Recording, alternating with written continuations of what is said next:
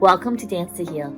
I'm your host, Jenny C. Cohen. Join me as I share stories of how dance and movement can bring healing in a way that is safe and tailored to your life.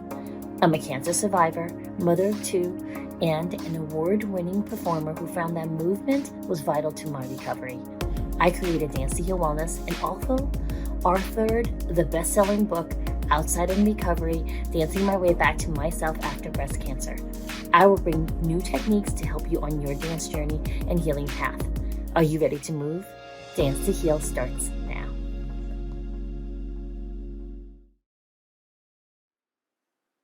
Oh my gosh, I'm so excited you're here, Valerie. I'm so excited to be here. Thank you so much for having me.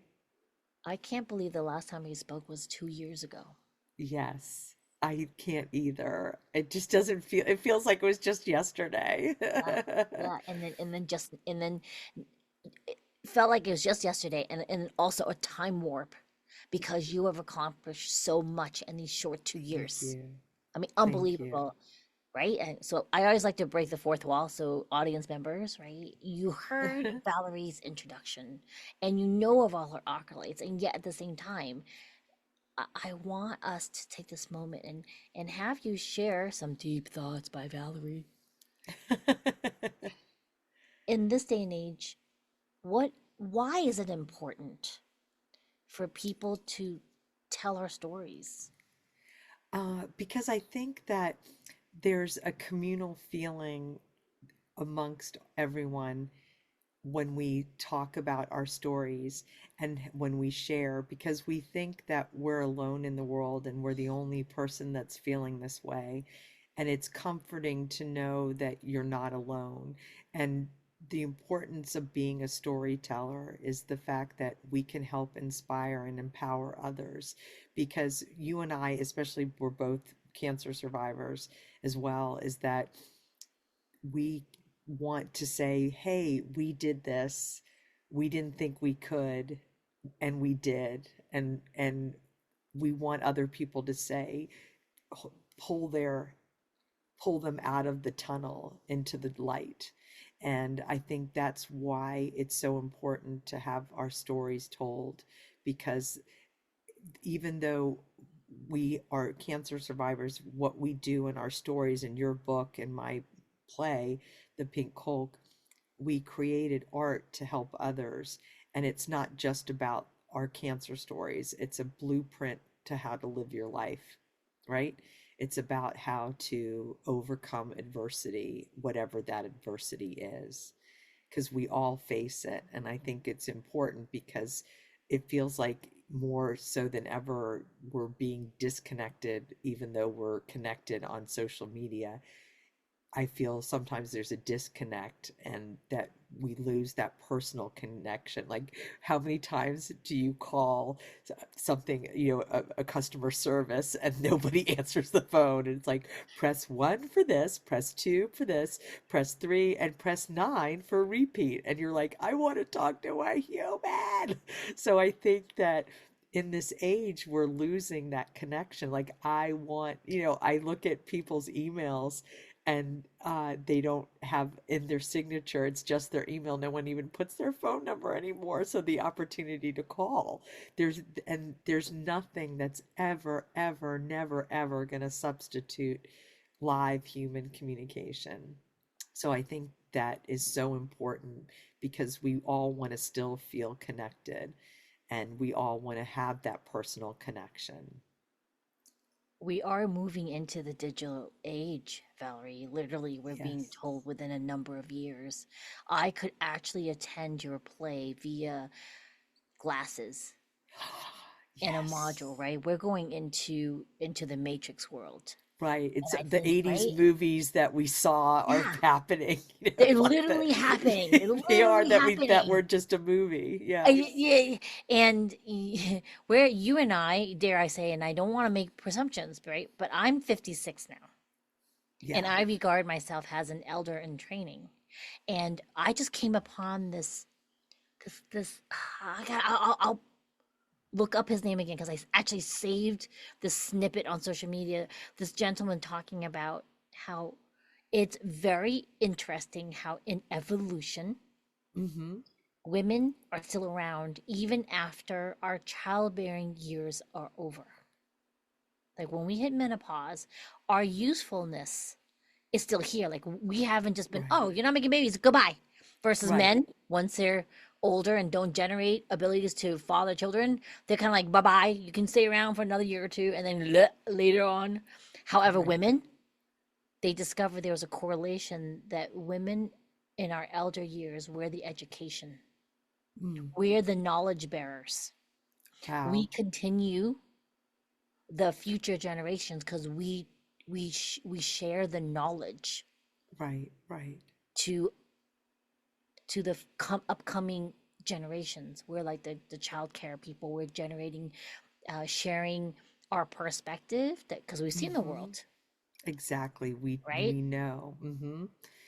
And that's why like I'm wearing my superhero cape today that because it's the Pink Hulk one woman's journey to find the superhero within da da da da da da da da and so it's that cape I want all of us to wear.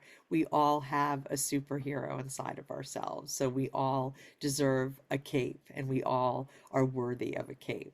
And that cape is just like the superheroes that are in Marvel and DC. They all have a gizmo that the Captain America's shield that is a protection. There's just Superman has his own cape.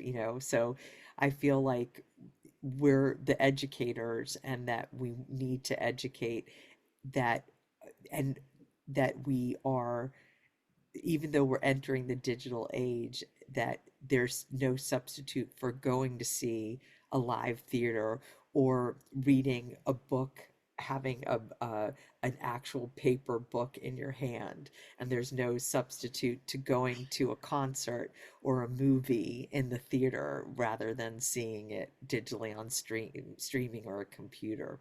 So I love what you said, that those are the education years, that we become the educators in this realm right now. And I think that's really I think that's lovely. And I think besides educating others, we're educating ourselves, right? Jenny, we're never stopping learning about ourselves and pushing ourselves. And I think what's really important, and I'm trying to do this myself, it's very easy to be comfortable. And I'm pushing myself out of the comfort zone. And I will be very honest, it is scary. It is not comfortable. It's, your comfort zone. It's like this zone is a very trying zone for me. But I feel like if I don't push myself and push myself where I'm not in a comfort zone, I'm not going to grow. And I still have so much growing to do, Wait a you minute, wait. know. I gotta stop you right there, folks. This is the same person who's a three-time cancer survivor. And how many shows have you been on stage that would frighten the living daylights out of most of us muggle people? How many times have you been on stage? I Endless, hundreds and I did say hundreds. close to And thousands. thousands. And not only that, just and also all over the world, and not just the US. And what was important is that doing the shows in Iceland and Finland and Sweden, where English isn't the primary language, it's still translated, right? And Right. so So then I'm saying, I'm like, so what else is there left that is scary for you to do? Go to the moon? Like, do we need to put you in uh touch with Elon Musk to train to be taking a trip I think into space actually, to put your show on? well, yes, I think the moon, and there are certain things. I'm scared of heights, so probably bungee jumping would I be was gonna, like, that came into my I head, and think I I was would. like, she's probably already done that. You Oh my haven't done gosh. bungee? That's crazy. I did the circus trapeze, and they literally had to push me. Like they were like, jump, like just jump. And I was like, and I kept like had the swing, and I was like, okay. And I was like, I'm doing it now. And then I was like, and then the guy was like, all right, you got to do this. And I'm like, I think I need a push. And I was like, it was hilarious. It was so funny. That was truly like an analogy of life, just jump and then know that there's a safety net under you. And I think we don't realize that. If we take that jump, we think, oh my goodness, we're gonna crash and that's it. But we can fly and soar. And I did with the trapeze, even though I don't know how long it took me. I'm sure everyone down below was like, tell that woman to hurry up. It's a line out here, because I was like, I can't Like, do this, I you so know. does that mean you've never gone parachute jumping? Like out of No, but I wouldn't mind doing that, like if I was harnessed with, to a someone, person? or if a person, yeah, that was going to take me, who's been doing it for 110 years. I'd rather do that. But I'm not opposed to doing that. And again, that is so out of my comfort zone because I am scared of heights, so and that was part of the trapeze, right? And you need to also surround yourself with people who will catch you, right? So you see in the trapeze, they swing and someone grabs someone's legs and they pull them. And I think it's also important in this world to surround yourself with like-minded people who have that positive spirit that you have, because it's easier to go down the rabbit hole than it is to avoid the rabbit hole. And so I think it's also important to set boundaries in your life as well. And, even in my own healthcare, and I'm sure you felt the same way when you were going through breast cancer treatment, that you had to be your own advocate. You had to say, no, that's, because I remember with treatment, I wasn't allowed to have ibuprofen during treatment because it lowers your white cell count. So I was in treatment, and when this doctor in training, when I was having pains, gave me this 2,400 milligrams of ibuprofen a day. And I was like, I'm not supposed to have that. And I remember my oncologist came in when I'm like, I got this prescription and I don't think I'm supposed to have it. And she literally tore it up in front of me and I never saw that person again. So it's, being like not going, oh, okay. It's just making sure that you're educated in your own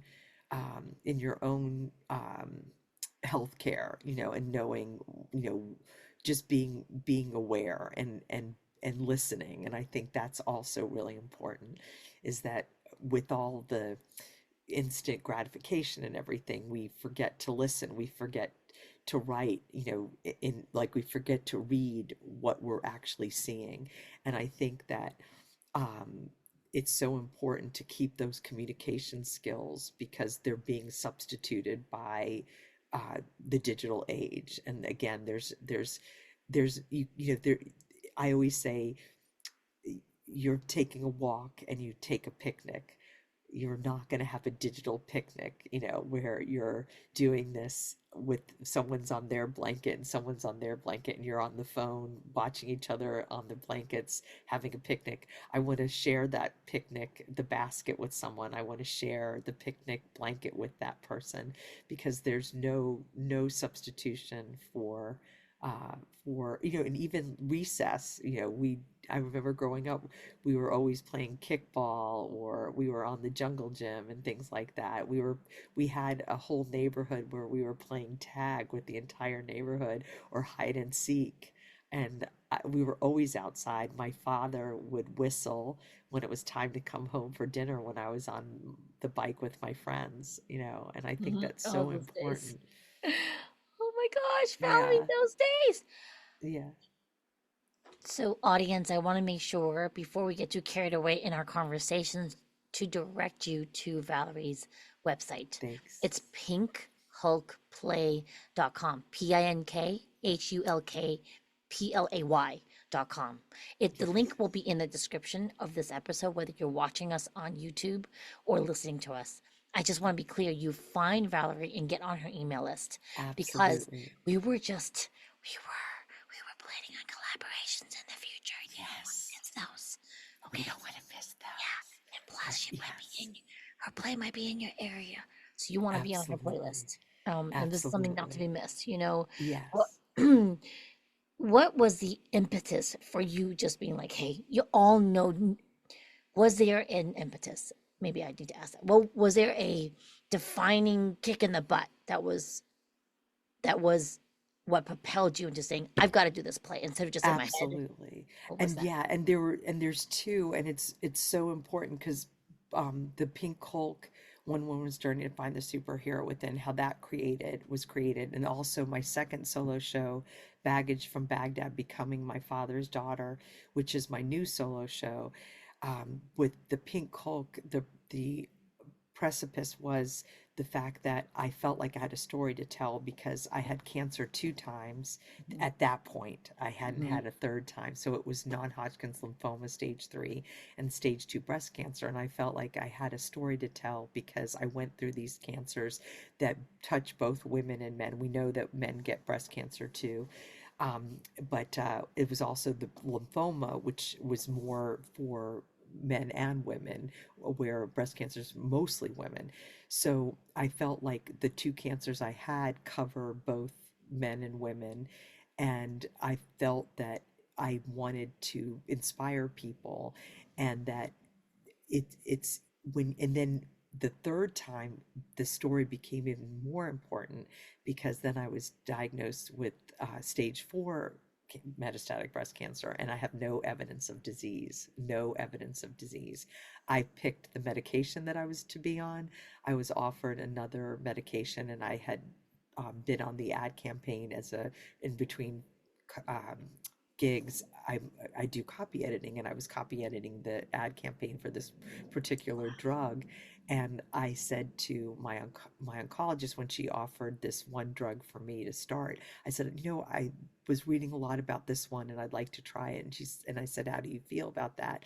And she said, anything you want. And we tried that drug, and that's the one that worked. So I was so grateful to be able to have a say so in my own healthcare, in deciding what treatment I was going to have. And it ended up having where I have no evidence of disease. And this has been a few years now.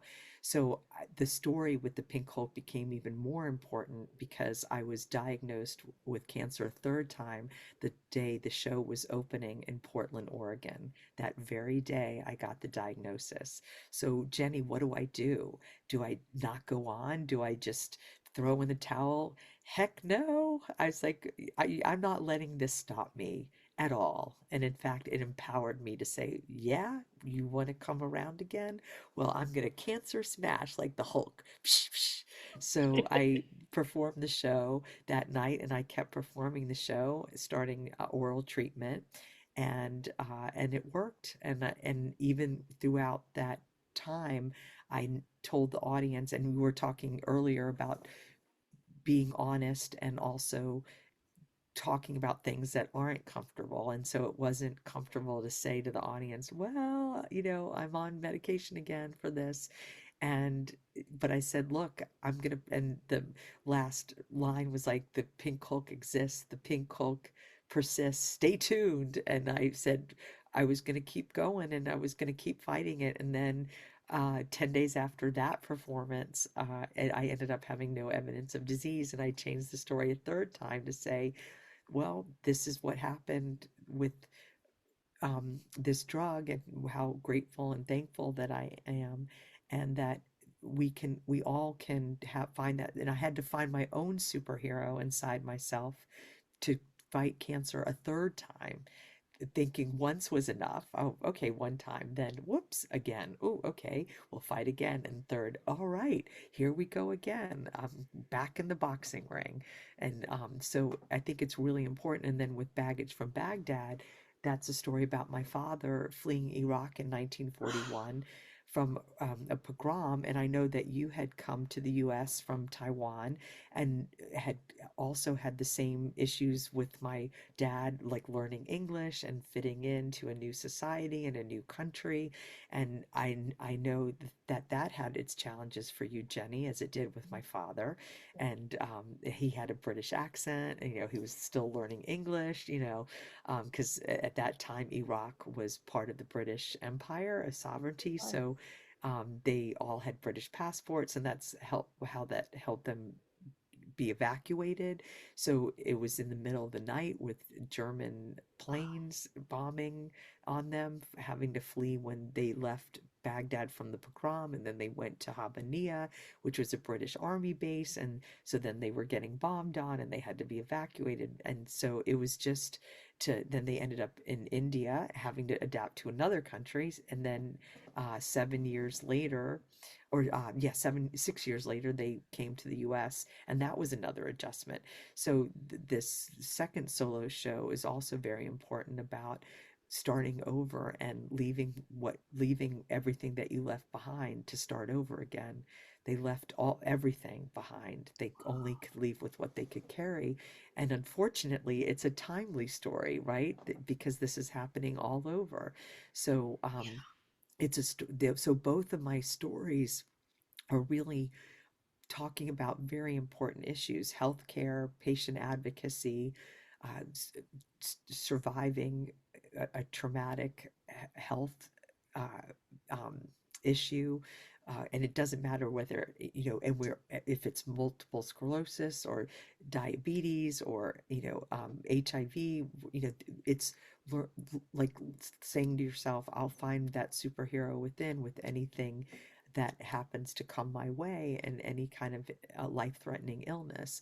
And then with Baggage from Baghdad, it's starting over again and having to build a new life and create a new life, and not let life defeat us, and to rise above any adversity that we have in any kind of situation in life. Yes, yes. I think I think the key is to give give voice to the understanding that we actually all have the power within, even if we've been brought up to not know that truth Correct. or not ever had that illuminated for us. Because there is an issue with people having, so this is not a judgment, folks, okay? It's just the way, if I say it, you'll better understand this victim mentality where, it's out of my control. I can't do anything about this. And the reality is, when you get the cancer diagnosis, that's the very moment you need to be empowered. Absolutely. And you have a choice to fight or not to fight. So you have a choice. And it's to say, make that choice that you're not going to be the victim, that you're going to fight this, and to embrace your self and that inner voice inside you, and that inner, Jenny, it was the scariest thing I've ever gone through. I'd much rather go on 10,000 trapeze uh, um, endeavors or jump out of an airplane. That's nothing compared to going through cancer. And I know you know this, that there's nothing that I think that impacted me or was the scariest moment of my life, and to hear that three times. So, you know, we can't be the victim.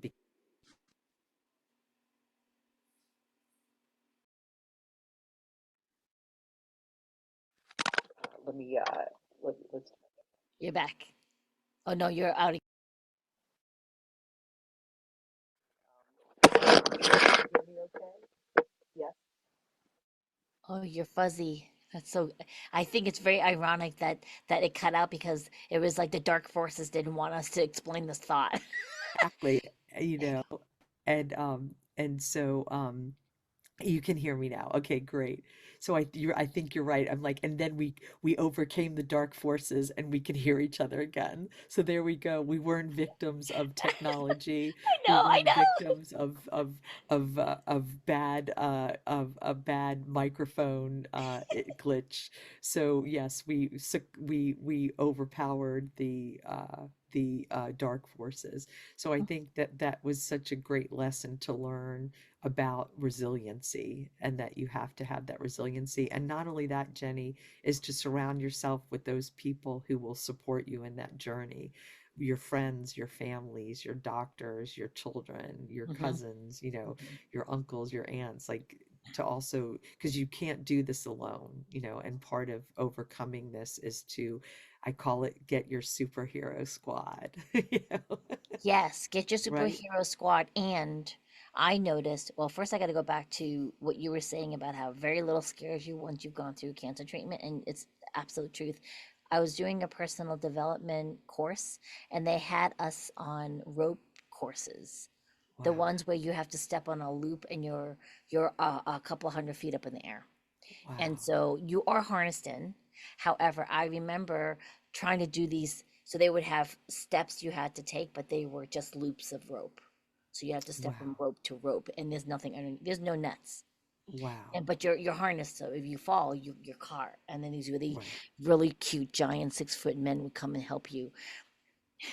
That was tempting, but I'm married, Yes. not dead. I'm just married, right? So I Love it. remember taking one step over from one step to the next, and there's a Mhm. gaping hole until I figured out how what tension to put in my heel so they Right. could support me, right? Because it's just a rope you're stepping on and stepping Wow. between rope and rope. And I kept Unbelievable. remembering speaking to myself, this is nothing compared to chemo. Right.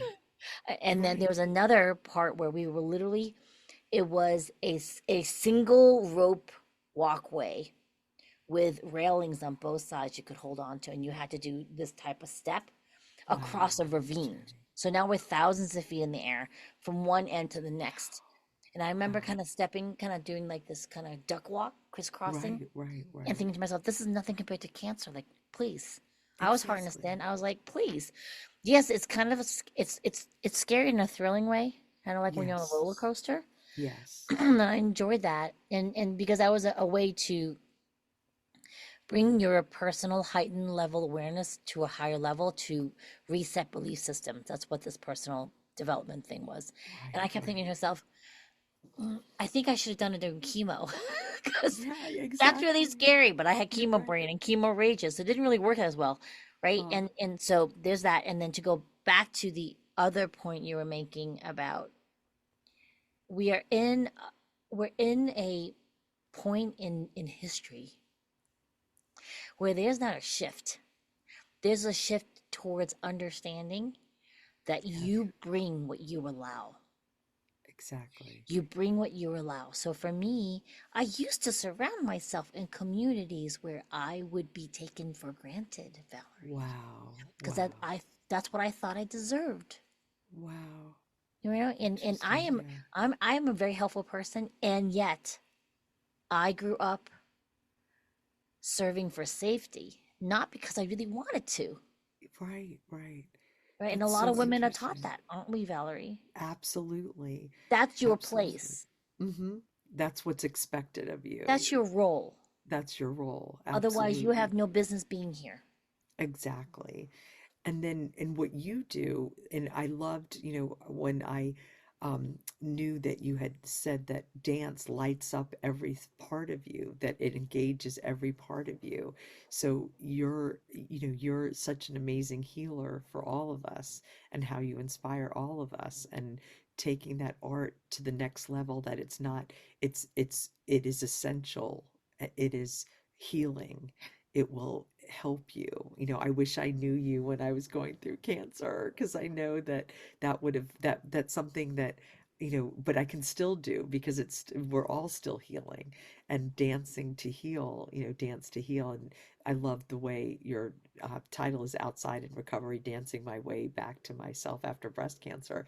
Like, we're all trying to dance, we're all trying to dance our way back to something where we're overcoming something, to becoming ourselves again. And we know that this physically changed us, this mentally changed us. But again, I love that you brought up, it's not being the victim.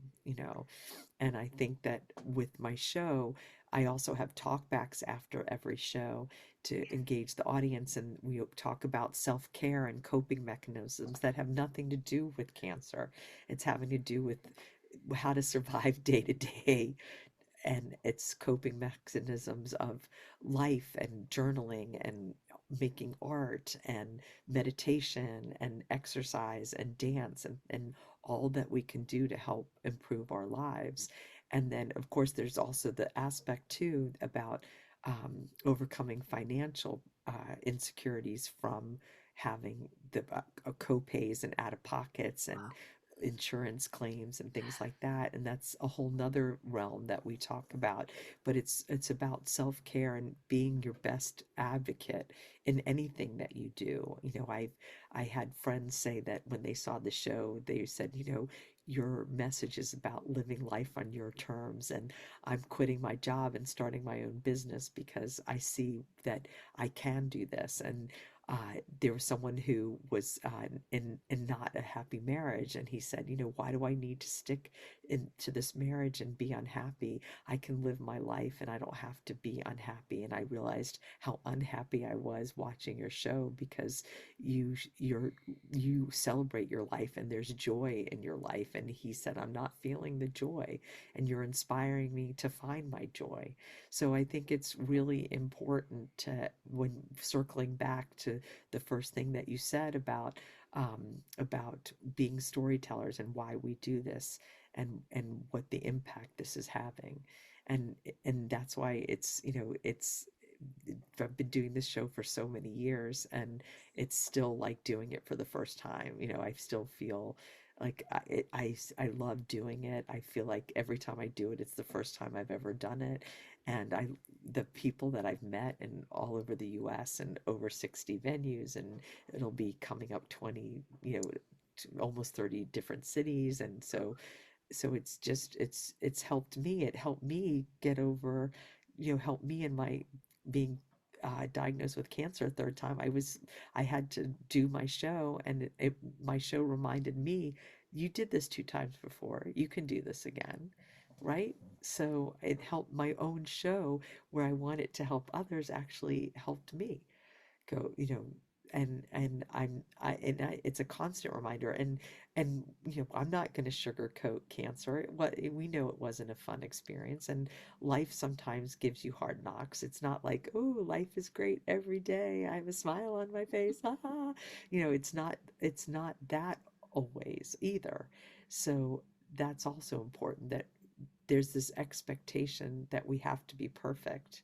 There's this expectation that we're not allowed to have a down day.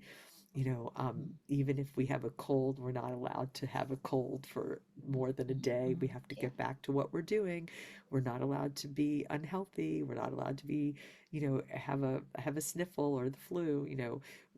And I feel like we're allowed to have those down days, but we have to learn to pick it all up, to pick up, and knowing that the down days will happen, but we'll also have the up days as well, to get us back there. It's like the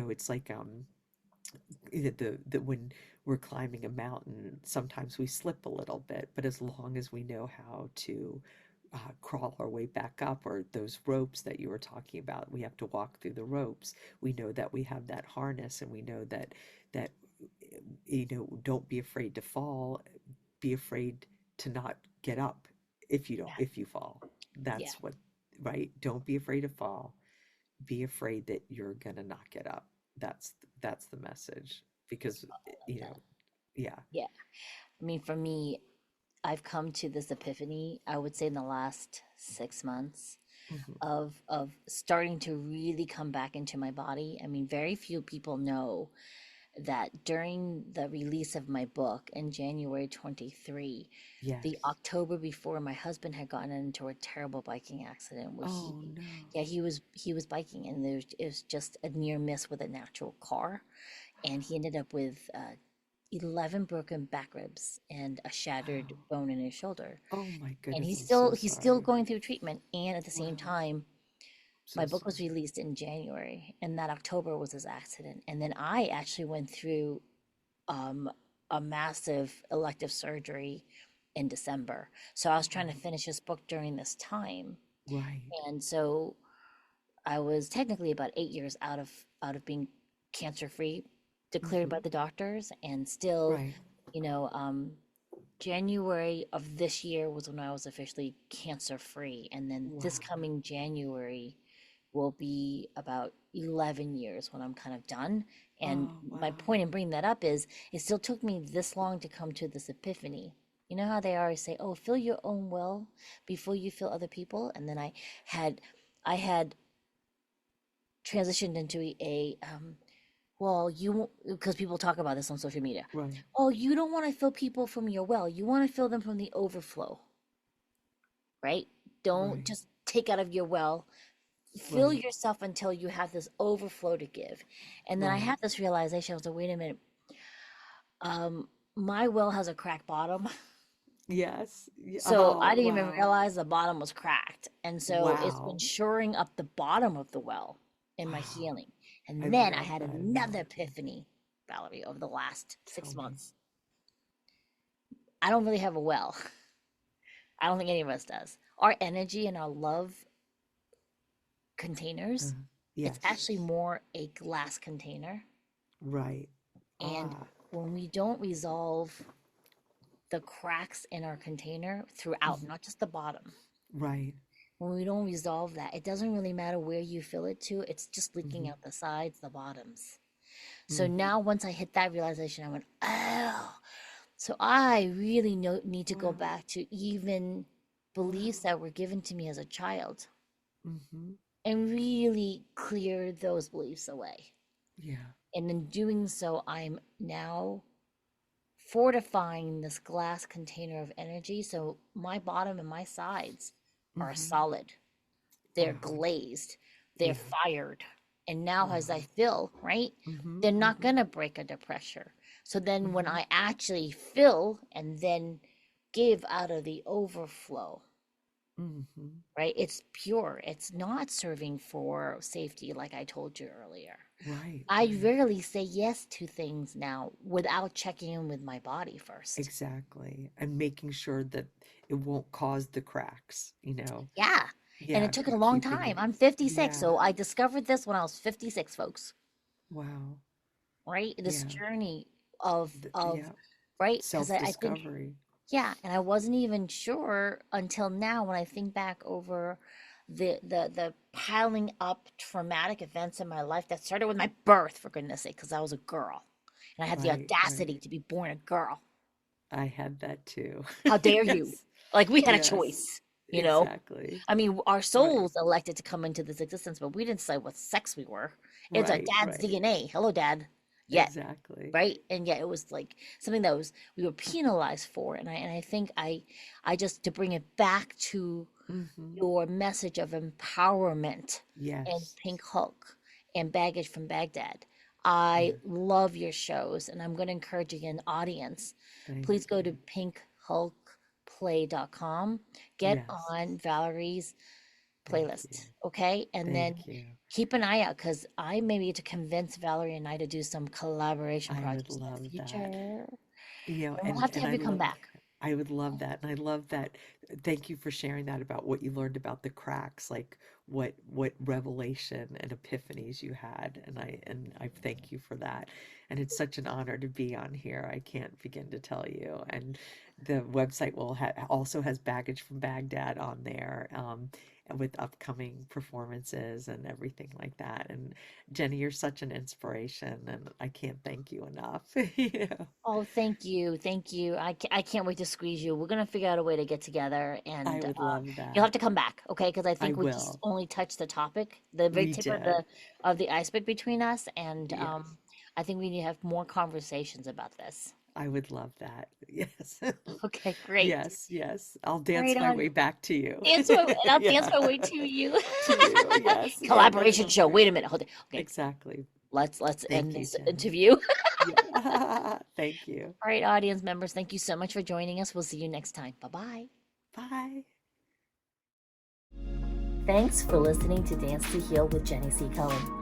Come back next time to hear stories of recovery through movement and learn more ways that you can move your body.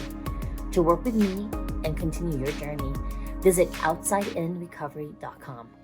Are you ready to move?